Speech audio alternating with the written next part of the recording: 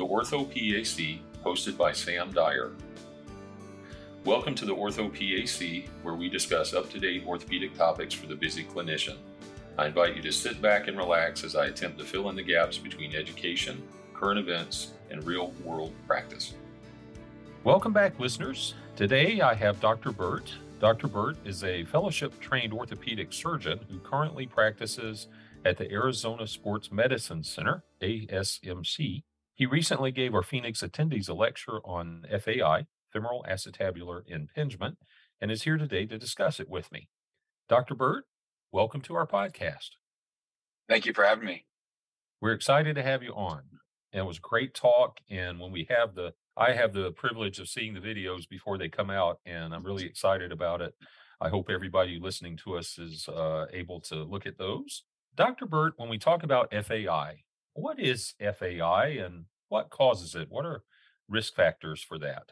FAI is an acronym for Femoral Acetabular Impingement. And what that is it's a premature contact between the femoral neck and the acetabulum of your hip.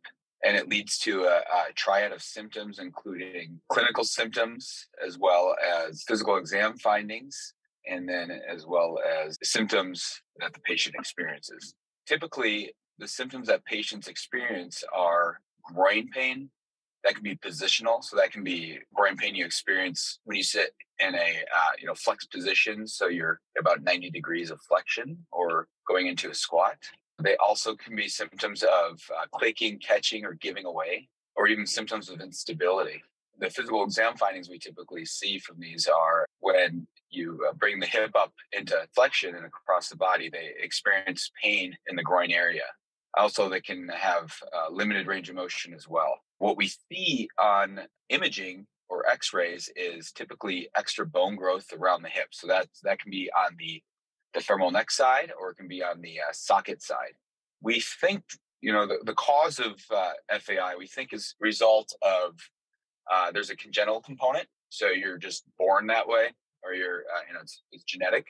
Also, we think there's an acquired component where we see younger athletes that play sports with a lot of rotational movement or pivoting, twisting movement that causes a microslip in the growth plate, which leads to abnormal bone formation in that area.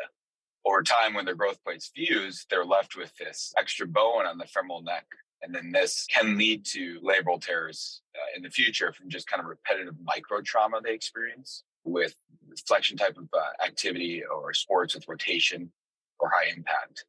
Other causes of labral tears can include trauma, which, can be a motor vehicle accident where your knee hits the dashboard and your hip either subluxates or dislocates and it causes a tear. Also, having dysplasia or a real shallow socket can cause a labral tear too. So having a shallow socket increases the stress across the labrum. And then there's just degenerative changes as well. So just as you get older, being active, it can lead to repetitive trauma to the labrum. Eventually, it can break down over time and start to become painful. Those are typically the major causes. But, we think the biggest cause of labral tears is likely femoral acetabular impingement.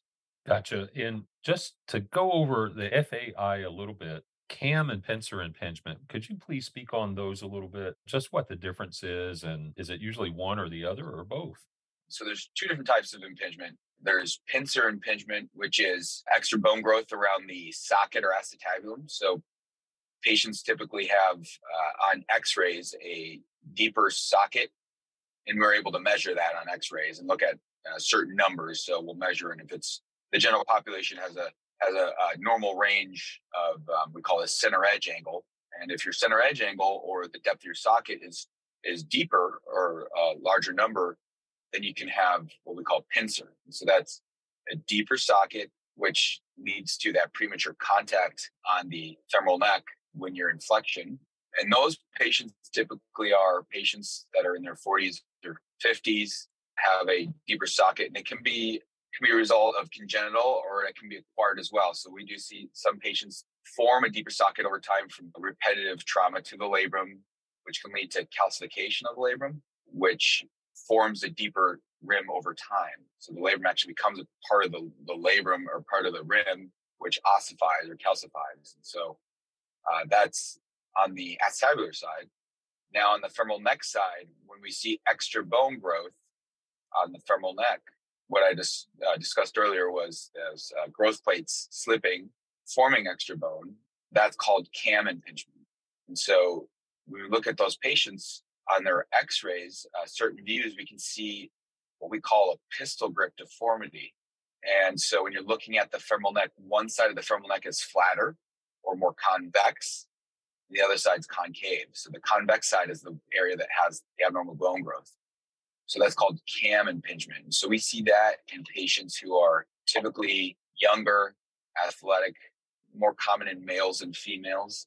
And then one of the more common ones is called combined impingement. So that's where you have a little bit of both. So you may have a little bit of a pincer in one part of your socket and then cam on your femoral neck. So that's actually the most common impingement we see versus in isolation. That's the typical presentation for somebody that comes in is typically has what we call combined. And then the severity is just based on other factors, what we described earlier. Got it. Dr. Bert, you were talking a little bit about the physical exam. I was hoping you might talk a little bit about the Faber and Fader exams and describe what's your typical examination of a patient. If you suspect FAI, what kinds of things do we need to look at and think about when we're doing our exam? When you start out, you look at their gait pattern to see how they walk. Obviously, if they walk with a limp or a Trendelenburg gait, meaning their pelvis drops on the affected side of their hip. We'll look at that. Then what I always do first is I assess range of motion. And I like to look at the normal side first. So I'll look at the non-painful side and then assess their internal, external rotation. I'll assess their flexion, and then I will assess their Faber. And so Faber is classically thought of as a physical exam for SI joint pain. So what we'll do is we put them in that figure 4 position, and we put their ankle on the other knee. So we put them in a figure 4, and then we just see how far down the knee goes towards the table. So if the knee goes, and we measure that in fist breaths. So if the knee goes down into more than, goes into or 2 or 3 fist breaths, then we'd like to compare that to the affected side. And so in Faber also, that looks at the tightness of the capsule. So if somebody has a higher Faber or more fist breaths on one side, that's a tighter capsule or a stiffer hip. So that's typically seen in somebody who has a labral tear. So labral tears typically present with inflammation, pain, and loss of motion. And then also the Faber having a higher fist breaths or more fist breaths on the affected side. Also, they elicit pain when you kind of push down on the knee when you do the Faber test, and that will create pain in the front of the hip. So that's more consistent with labral pathology versus when we think of Faber, we'll push down on the Faber and they'll get SI joint pain because we're trying to compress the SI joint, and that's more posterior pain. So somebody who has positive Faber and a hip labral tear will have pain in the front of their hip.